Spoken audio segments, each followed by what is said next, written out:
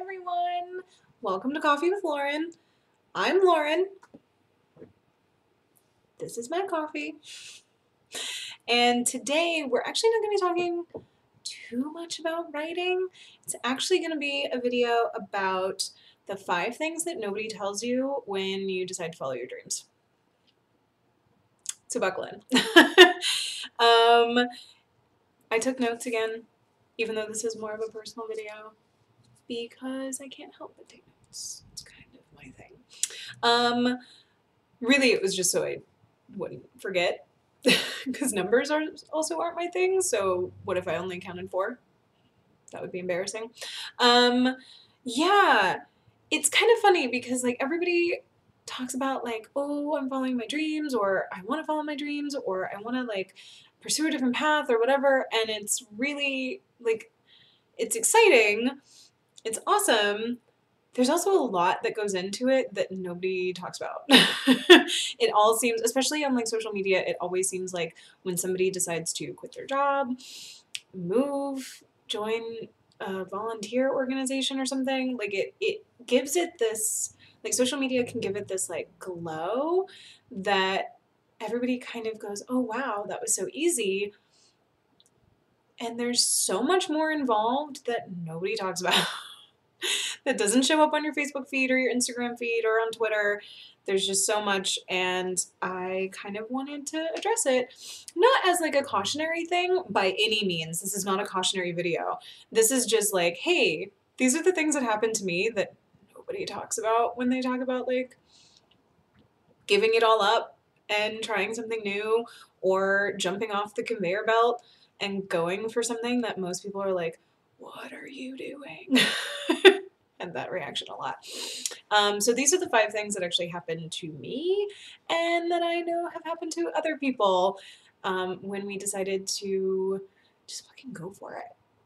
Yeah. The first one was this feeling of like elation and freedom. I equated it to swimming without floaties on. Like, you know, when you're a little kid and you take a swimming class and they give you like the like lime green floaties so that you can doggy paddle and you won't drown. They give you these floaties, and then once you graduate, they're like, cool, you don't need the floaties anymore because you know how to swim. And then I remember when I took my floaties off, like literally, not the metaphorical floaties, the literal floaties, when I took my little water wings off and I started paddling, I just was so excited that I could go and I could swim and I knew how to swim and I knew all the different strokes. And so I just kind of like paddled everywhere and I just like zoomed around and I didn't really have a course. And it happens in real life too. When you decide, you know what, I'm just going to go for it. You're basically taking off the floaties from yourself. Like you decide to graduate yourself from a life that is safer or maybe something that you're more familiar with. And you graduate and now you're in the big kid pool and you just kind of paddle around. And it can end up leaving you with a little bit of like, you paddle around, you don't have a lot of direction. That's the main thing. Like you end up kind of being like, oh my God, I'm free. And then like you don't do anything. It's like, you know, when you're, again, to use the swimming metaphor, when you're swimming, you don't automatically jump into like, cool, I'm going to start swimming laps every day. Let's do these laps. Let's go for it. No, because you're 5. And you're like, oh, I can swim wherever I want now. So you just kind of do random stuff and you just go places, but you don't actually have a goal in mind of like, cool, well, now that I know how to swim, I'm going to swim 10 laps a day. Like, because you're a kid, of course you're not going to do that. So that happens in real life too. That happened with me. I basically was like, I'm going to do this thing and I'm not going to give up and da-da-da. And I graduated myself, so I took my metaphorical floaties off. And then I didn't really do a whole lot for like 3 weeks. So there's that. It's also really scary. It's terrifying to graduate yourself from what was known, what was considered safe, what was considered like just doable, to when you graduate yourself to, I'm going to join the big kid pool. I'm going to swim without floaties. We're just going to go for it. That's really terrifying. That's so scary.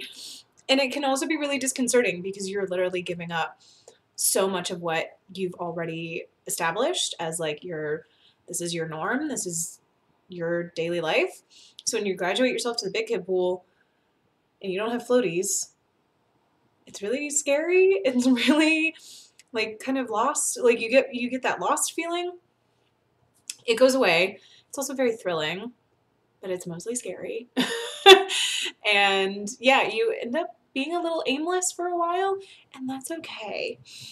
The second part that I felt really more, not quite when I was pursuing my dreams, but more when, and like jumping off the conveyor belt when I made the decision, but more when I really started gaining traction with what I was doing. Because everybody has a dream, right? Everybody says like, oh, I'm going to go do this thing. And people tend to be like, oh, okay, cool. It's when you say, I'm going to do this thing, and then you start actually gaining traction with it. That's when people start to kind of go, what's happening? What are you doing? And I found that people don't know how to talk to you. They don't know how to handle you or handle the situation. And there's like 3 or 4 different types of people that I encountered. The first are just like the straight up mean people. I call them meanies. Like they're just meanies. They're mean. They will tell you that what you're doing is stupid or naive, that you're gonna fail, like to your face. To your face. They will tell you that you were making the biggest decision or the biggest mistake of your life. Not just the biggest decision, but the biggest mistake of your life. And really, they're just really abrupt and really cruel about it. Or they're just really, like, they're just mean. They're just mean. I encountered that a lot when I told people that I was leaving school. I also encountered it a lot when I was telling people I was going to be pursuing writing full time and publishing my first book.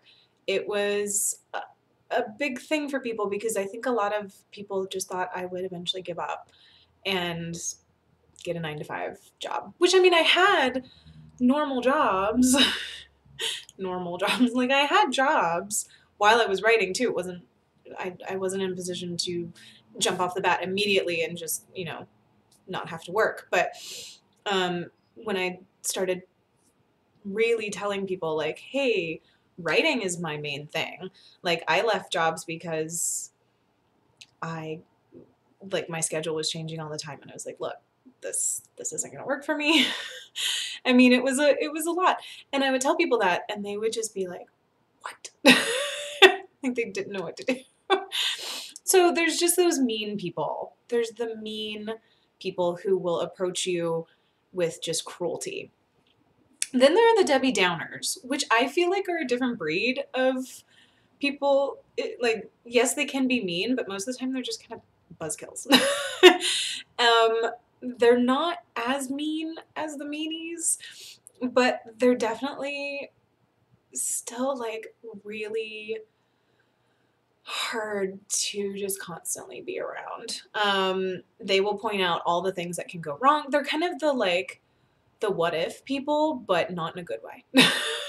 They're the what if, like, well, what if you fail? What if this happens? And it's never never helpful criticism. It's always really it's uncomfortable. It's frustrating. And yeah, it's just, they toss a wet blanket onto everything that you are excited about. And they just ruin the mood. And there's also a lot of fearful comments with them. Like they tend to be very like, well, what if you lose all your money? What if you don't hit it big? And you're just like, thanks. Thanks, Deborah. There's also a variation of the Debbie Downers. I call them Chicken Littles because they're they don't mean to. I think that the difference between like the Debbie Downers and the Chicken Littles are that the Chicken Littles don't mean to really toss a wet blanket onto you. They just, as soon as you say, hey, I'm actually going to be pursuing writing or acting or theater, or I'm going to be pursuing publishing, or I'm going to, anything that's a little off the norm, anything, and especially in creative fields, they immediately, and you can almost see it happen in their physical self, where you say, like, I've had this happen where I said, hey, you know what? I'm not going to be working for a while. I'm going to be focusing on, I earned a little bit of money. I have some in savings, and I'm going to be focusing on my book. And I saw people's physical reactions, like they're like almost like from, like, you could see it in their belly where they just go, and there was just so much fear that immediately welled up from the depths of themselves, and it just spewed out, and it became, thankfully it wasn't physical, because that would have been fucking messy. But it was like this actual physical reaction to me saying, hey, I'm going to be doing this thing. And they immediately went, and it's like, you can tell that they are terrified for you. So the Debbie Downers tend to just be like, well, what if it doesn't work out? And what if this? The Chicken Littles are like, oh my God, but what if it doesn't work out? And the vibe is totally different. It's totally different. It's very much like similar thing. They will say similar things, but the energy is totally different. I personally handle Chicken Littles better than I do Debbie Downers. Debbie Downers piss me off because, like, they sit there like a toad on a log, judging people's decisions. They're so boring. Chicken Littles, I can kind of be like, no, it's fine. Everything's going to be fine. I promise. It's a little easier to talk down a Chicken Little. When a Debbie Downer is in your face, then they zap your energy. Or you might find that it's the opposite, where people's fear makes you go, I gotta go. But for me, Chicken Littles, they're terrified. There's still a lot of negativity, but it's almost from a place of like fear. They're fearful for you. And you can almost translate that into, oh, well, they care about me. They don't want me to fail. Although that takes a lot of emotional effort. And if you don't want to do that, I don't blame you. Just know. Yeah, it can be a lot. But at least you can kind of try to translate it into love, or try to translate it into, well, they're just worried for me. They want me to be okay. And when you do it that way, it's less like, why are they being so awful? You can make it a little more like, well, they're just scared and they want me to succeed, and they don't know how things work, and they're just afraid. Fear comes from worry, and worry comes from a very weird place of love. Yeah. You're going to have to Tetris that around in your brain a little bit, but it does work. And then there are just people, I don't even have a name for them. They're just resentful. They are resentful people who, they never went for anything that they wanted in their lives. They never went for a dream. They never went for something that sparked their interest. They never stepped off the conveyor belt for a moment and tried to just find their place in the world. They just did everything that they were told to do, and they just kept going with it and kept up with the status quo. They just stuck with the status quo. And in doing so, they have harbored so much resentment and anger and hostility towards anybody who has ever decided that they want to do something cool with their lives. And not even just creatively, but just cool. Cool and weird and maybe a little off center. They immediately see anybody who says, you know what, I want to do more and I'm here for more. They see those people as genuine threats because they were told their whole lives that they had to do exactly what was told of them to do. Everything that anybody had ever said to them You got to go to school, you got to get a degree, you then have to get married, you then have to have kids, you then buy a house, then you get a normal job, and you stay there for 50 years, and then you retire, and in your retirement you pick up a really lame hobby, or you move to Florida. That's what those people were told for the majority of their lives. So anybody saying, you know what, I'm gonna move to Costa Rica and I'm gonna help folks, and in my spare time I'm gonna teach surfing. I don't really know if that's done in Costa Rica. Yeah, I think it is. You guys are gonna find out that I'm not very good with geography. So I might go, yeah, that place has a coastline. Do they have a coastline? Let me know. Does Costa Rica have a coastline? Let me know. But as soon as you tell those people, this is what I want to do, that's when the fear and the resentment and the hatred comes through, and they get so mad. And those are the people that, in my opinion, you really have to cut ties with, because those, and I mean anybody who's mean to you, don't stick around anybody who's mean to you. But unfortunately, a lot of the people who are mean about your dreams are also people who are related to you, and that can be really tricky. So in my opinion, limit contact, limit conversations about the things that you want to do with those people if they are related to you, if you are close with them, because otherwise it's really just gonna make it worse. It's gonna make you feel worse. You're gonna feel really shitty about what you want to do, and it can actually like affect your productivity and your momentum. It can really affect you. So in my opinion, if you have somebody in your life who is mean or is one of these resentful, awful people who never went for something and now they're really upset that you are, in my opinion, you should kind of limit your contact with them, at least until things kind of smooth out. If they are a family member, that can be tricky, but just like limit the topics. Like it's really easy to be like, oh, we'll just cut people out. It's not that easy to implement. So if you can limit the conversation topics, keep it to sports and I don't know, cooking.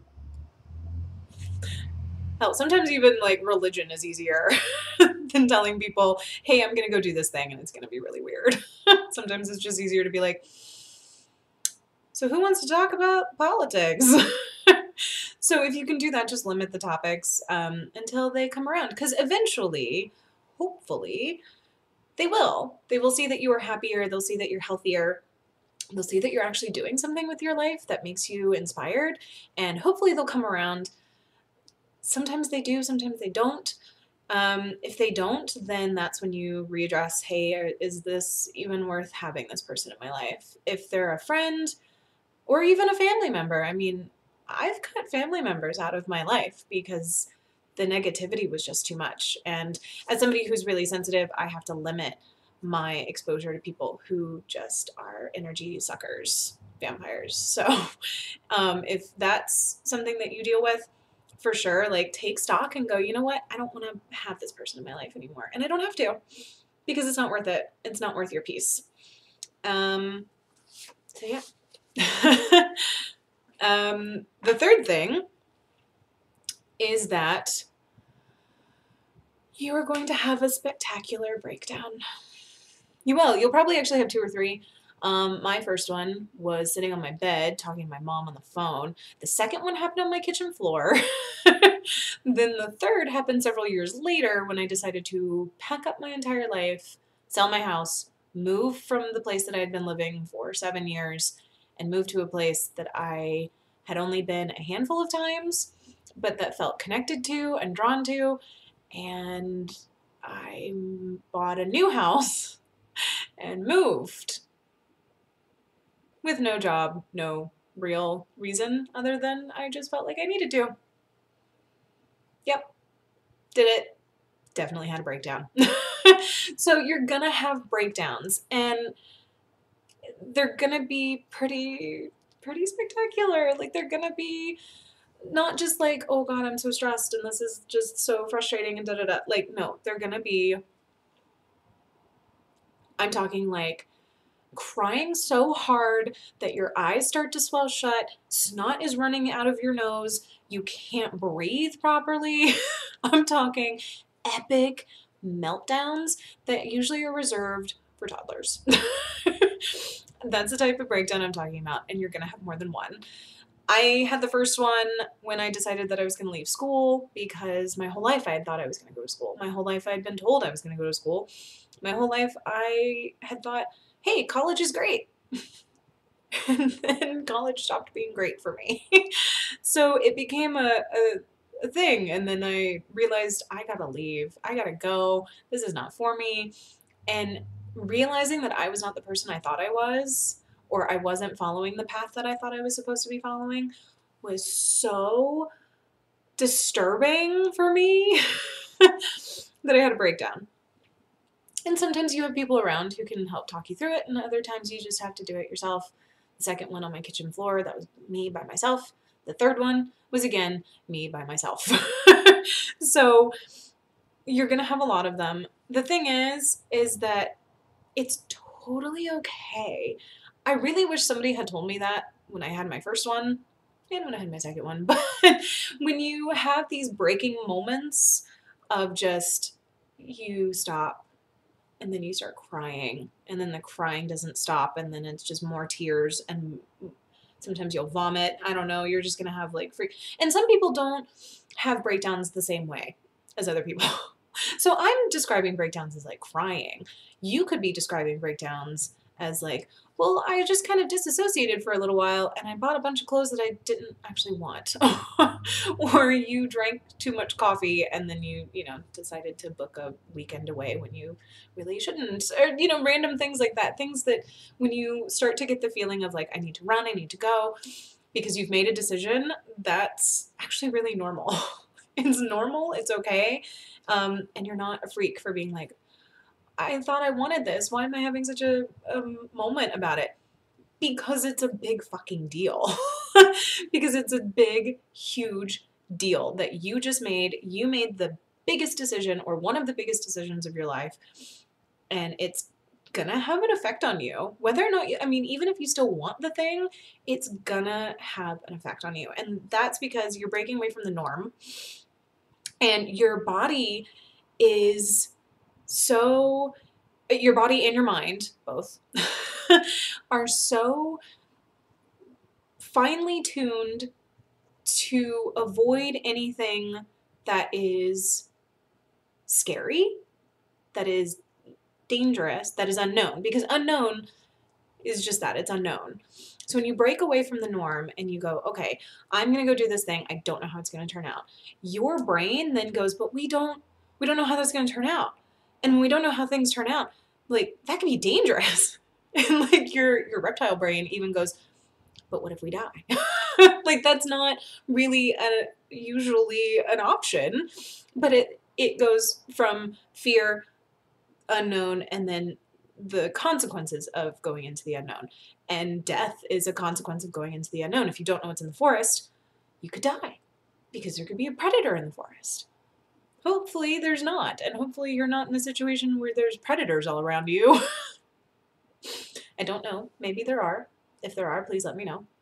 I would like to know what kind of situation you're in, that you're constantly surrounded by mountain lions, but that's fine. But your brain goes, okay, but this is new, this is different, this is unknown.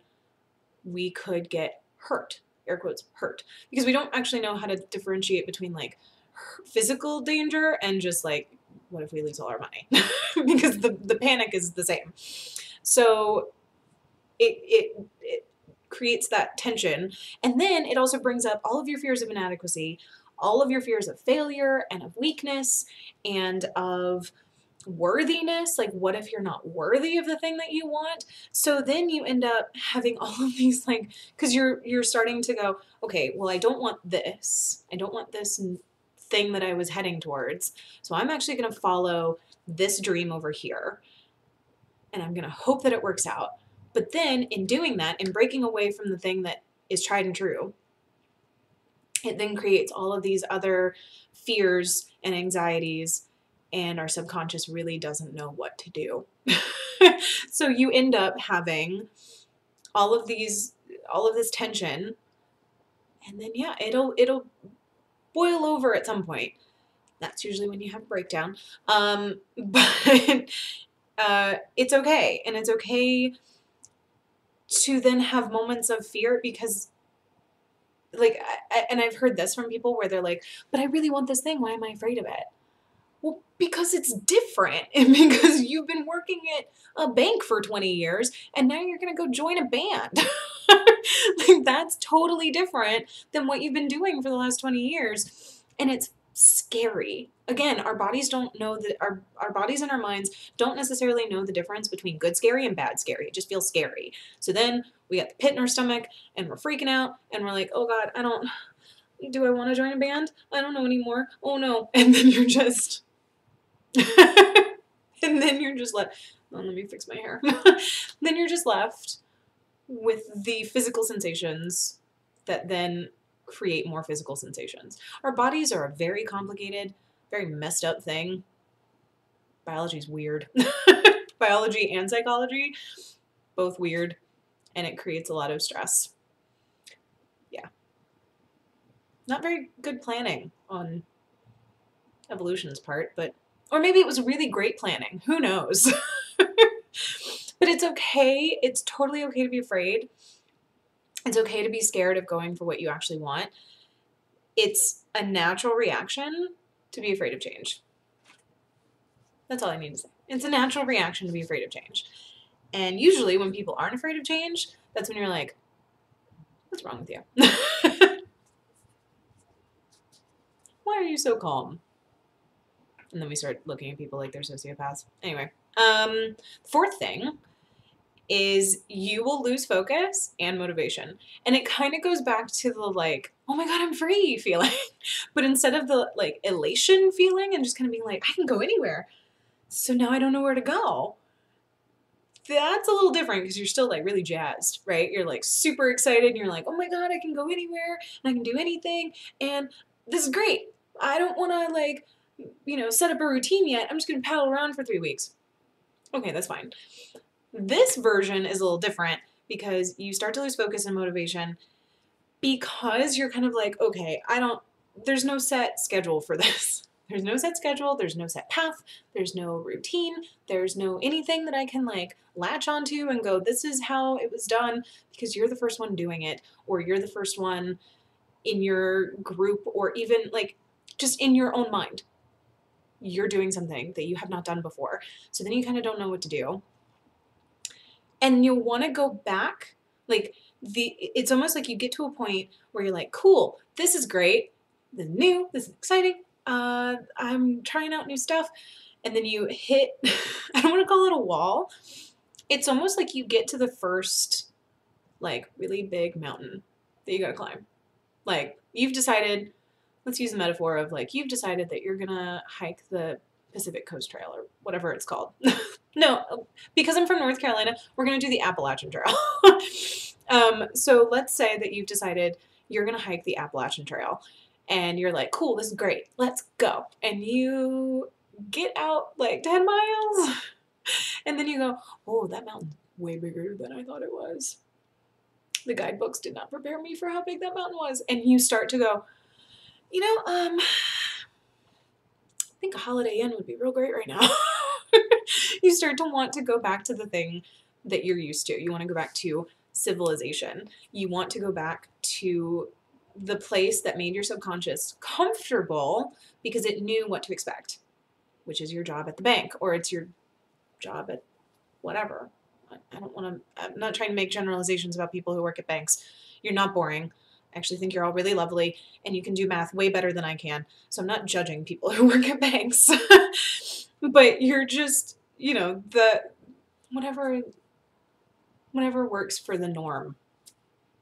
The norm. You want to go back to that because your subconscious is comfortable there because it knew how to handle things, it knew what to do, and it knew the routine of, cool, we wake up, we eat, we go to work, we eat again, we finish work, we come home. Ta-da! And that was a pattern that it could operate safely in and comfortably in. So then you end up hitting this, you get like to the first mountain and you're like, that's way than I thought it was going to be. I really want to go away. I want to go back. Let's go back. Yeah, I want to go back.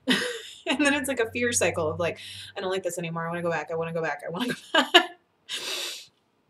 And you will feel almost as if you have already failed, even if you haven't like made huge steps towards your goal, you will still feel as if you have failed before even reaching your goal, simply because we are surrounded by overnight success stories. By the way, that's a complete lie. That's like the modern Horatio Alger myth is the overnight success. They don't exist. Nobody became famous literally overnight unless it's like a viral video, but even that takes 2 days, at least 2 days. Like that takes a while for people to like share it and know who is on the video. Even in the internet age, things are not instant. So we are surrounded by this myth that everybody who makes it big and are called overnight successes literally did it overnight. And that's not how things work. That's not reality. But because we're surrounded by that, we end up feeling like we haven't made it because we didn't instantly sell 500 copies of our book the day we put it out. That doesn't happen. It truly is a myth. I mean, yes, you can become a bestseller in like a week. Do you know what helps with that though? Is a bunch of people being sent copy. I probably shouldn't get into that anyway. There's like a whole nother like, here's what publishing stuff that nobody wants you to know video. Maybe I should do that. I should do a video of like all the publishing things nobody wants you to know. Yeah. So we'll save that. But still, we feel as if we have already failed because we didn't hit the ground running. And that's just not true. That's simply not true. You're not a failure. If anything, you are a success because you decided you wanted to go for something that you want. That's awesome. That's already a success. Whatever happens after that, it doesn't matter because you have decided to go for the thing that makes your heart the happiest. That's all that matters. The rest is just the fine tuning, and it's going to be okay. I'm not done yet, but I felt the need to say it's going to be okay.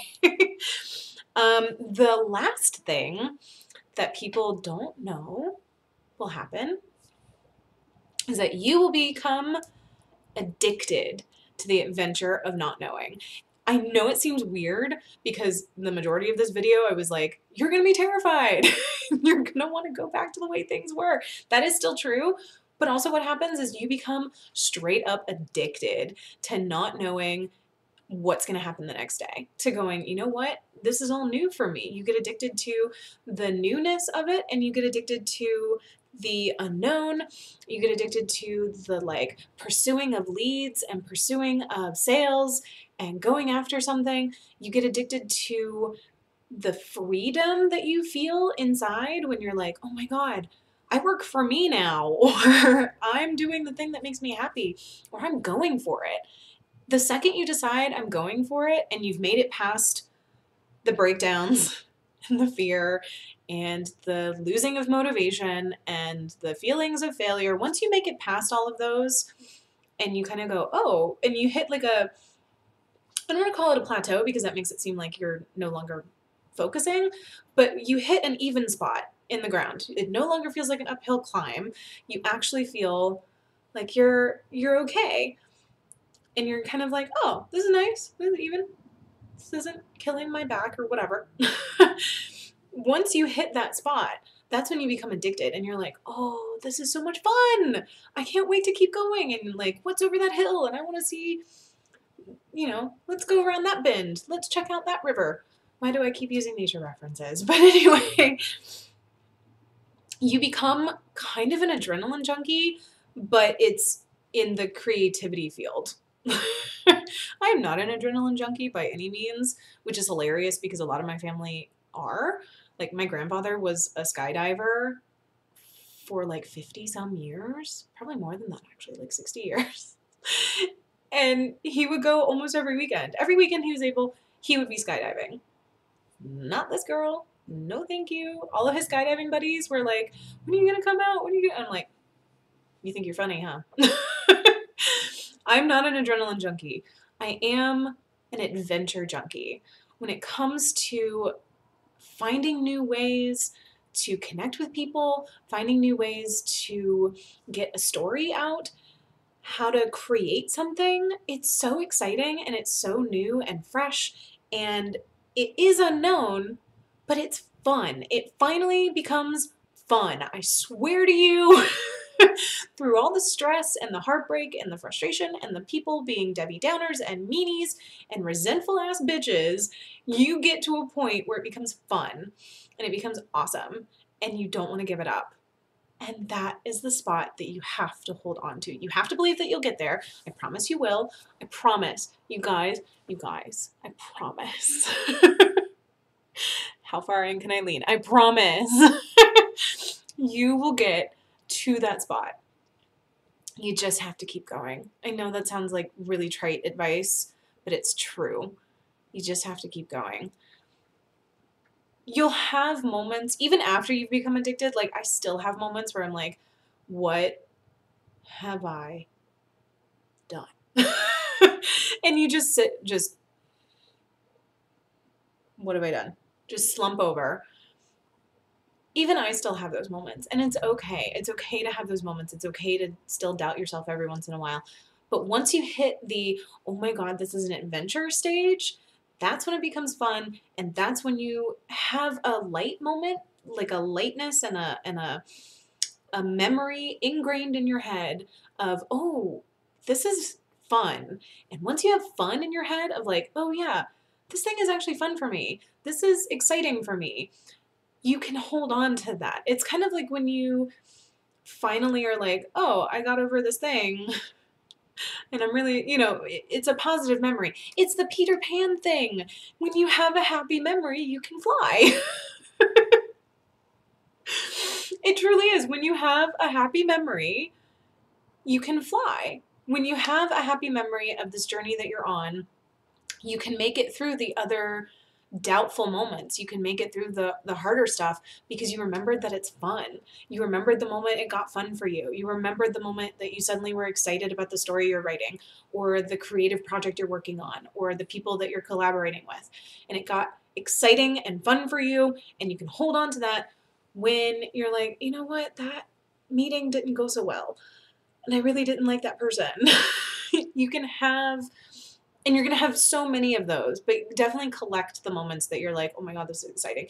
Also, if you're a person who struggles with remembering the positive things, like we all have mental health issues. If you are a person who does struggle with depression, anxiety, things that really make it hard to see through that cloud, I would suggest keeping a journal of the positive moments in your journey of creativity and journey of creative living.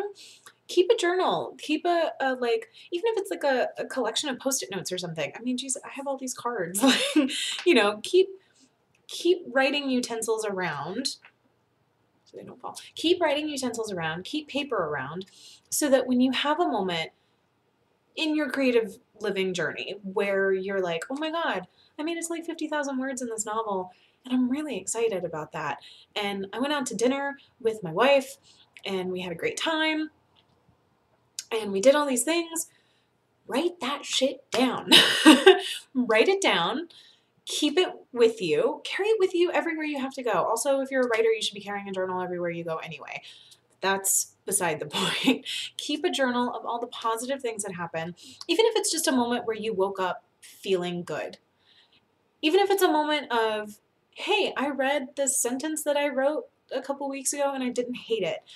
The smallest of things can have the biggest impact for you later on. So keep a list, keep a journal of the positive moments that you have, and that way when you hit a roadblock again, or the mountain is even bigger than it was before, you can go back and look at those and go, oh, but like it is actually fun.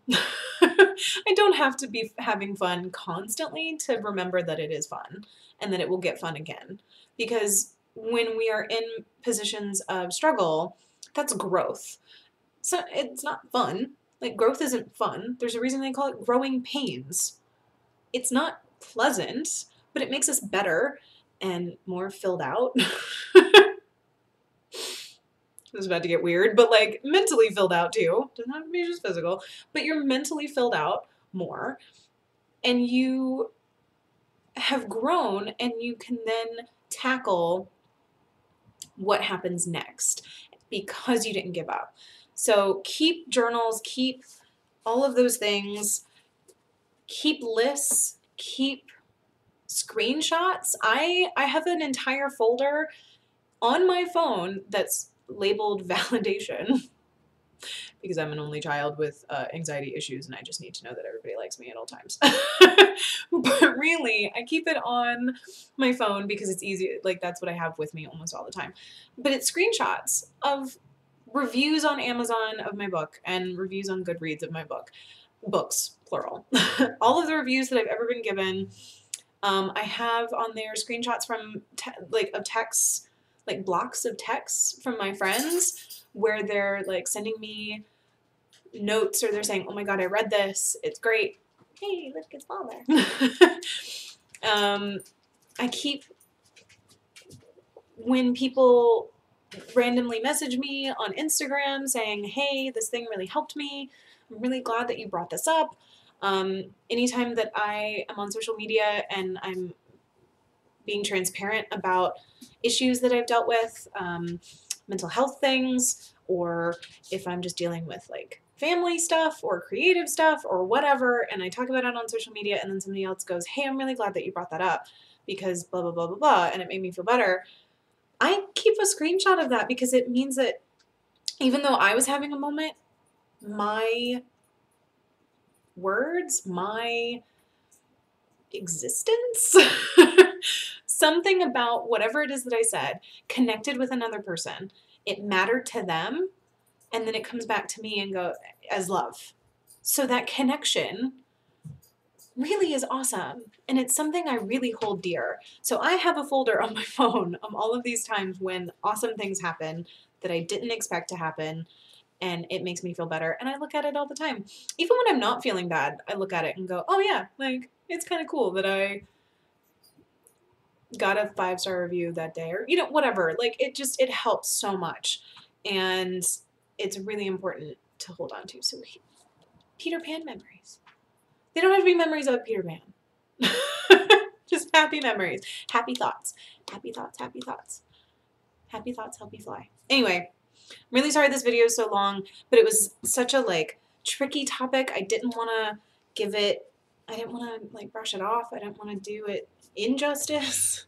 I didn't want to do one of those like boiling it down things, because this is such a hard thing when you decide that you're gonna be living a creative, passion-driven life.